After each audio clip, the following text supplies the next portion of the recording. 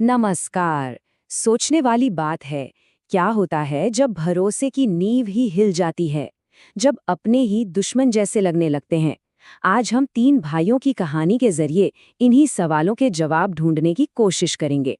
ये कहानी शुरू ही होती है एक ऐसी सच्चाई से जो थोड़ी कड़वी है। गलत इंसान पर भरोसा और अपनों पर शक। सच कहे तो यही वो दो धारी तलवार है जो किसी भी घर को तोड़ सकती है। ये लाइन हमें याद दिलाती है कि सबसे गहरे जख्म अक्सर वही देते हैं जिन पर हम सबसे ज्यादा यकीन करते हैं। तो चलिए कहानी के पहले हिस्से में चलते हैं।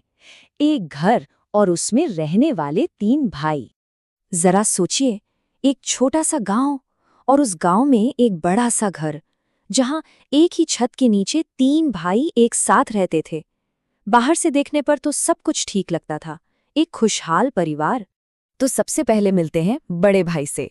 ये था उस परिवार की मजबूत नींव, जिम्मेदार, मेहनती और सबकी परवाह करने वाला। और फिर थे दो छोटे भाई। इनका स्वभाव बड़े भाई से बिल्कुल अलग था। वो सिर्फ अपने बारे में सोचते थे और उनका मानना था कि घर की हर चीज पर उनका हक है, बिना कोई मेहनत किए। और बस इसी सोच ने घर में पड़ने वाली दरार की पहली ईंट रखी थी। अब आते हैं दूसरे हिस्से पर, असंतुलित जिम्मेदारियां। और यही इस परिवार की असली जड़, असली समस्या थी। देखिए, सारा बोझ बड़े भाई के कंधों पर था। खेतों को संभालना हो, घर की देखभाल करनी हो, पैसों का सारा हिसाब किताब हो, सब कुछ वही अकेले देख रहा था। लेकिन इतना सब करने के बावजूद उसका वादा पक्का था कि जो भी होगा सब में बराबर हिस्सा बटेगा। यहाँ पर ना असली तस्वीर साफ हो जाती है। एक तरफ बड़ा भाई जो परिवार के लिए अपनी जान लगा रहा था, और दूसरी तरफ छोटे भाई, ना कोई काम ना कोई जिम्मेदारी, और अगर कुछ कमाते भी थे तो अपनी जेब में रखते थे। यही जो असंतुलन था ना, यही घर को अंदर से खोखला कर रहा था। और इतना सब होने के बाद भी उनकी मांग क्या थी? हमें बराबर हिस्सा चाहिए। मतलब काम कुछ नहीं करना पर हक पूरा चाहिए। ये सोच देखिए, जब घर अंदर से कमजोर होता है ना, तो बाहर की ताकतें उसे तोड़ने में देर नहीं लगाती। और बस यहीं पे कहानी में एंट्री होती है एक ऐसे चालाक दोस्त की जो इस परिवार की कमजोरियों का फायदा उठाता है। बड़े भाई का एक बहुत करीबी दोस्त था, एक ऐसा दोस्त जिस पर वो आंखें बंद करके भरोसा करता था। इतना भरोसा कि सपने में भी नहीं सोच सकता था कि वो कभी उसे धोखा दे सकता है। लेकिन पर्दे के पीछे इस दोस्त के इरादे बिल्कुल नेक नहीं थे।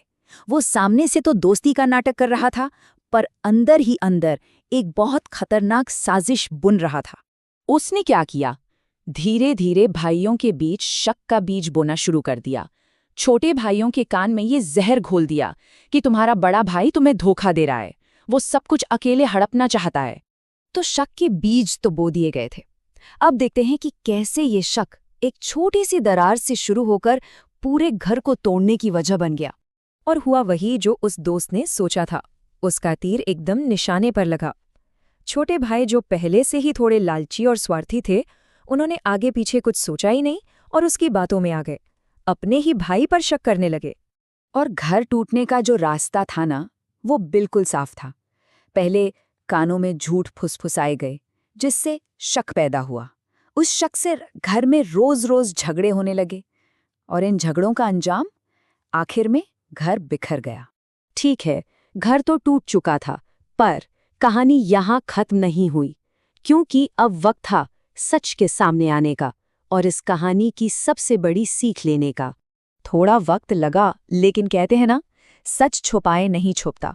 आखिरकार बड़े भाई को असलियत पता चल ही गई, और जब उसे सच्चाई पता चली तो उसके पैरों तले जमीन खिसक गई कि इस सारी बर्बादी के पीछे उसी का वो दोस्त था जिस पर वो सबसे ज्यादा भरोसा करता था। और उस एक पल में बड़े भाई को जो एहसास हुआ ना, वो दिल तोड़ देने वाला था। उसने समझा कि घर को कोई बाहर वाला नहीं तोड़ता, बाहर वाला तो सिर्फ चिंगारी लगा सकता है, आग लगाने की इजाजत तो अपनी ही देते हैं। तो इस पूरी कहानी का सार क्या निकलता है? यही कि आखिर में तीनों भाइयों को अपनी गलती समझ आई। उन्हें एहसास हुआ कि उनके अपने लालच और एक गलत इंसान पर अंधे विश्वास ने उनका हंसता खेलता घर बर्बाद कर दिया।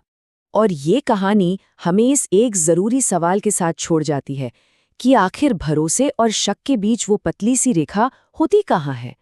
कैसे तय करें कि किस पर भरोसा करना सही है और कब शक करना जरूरी है?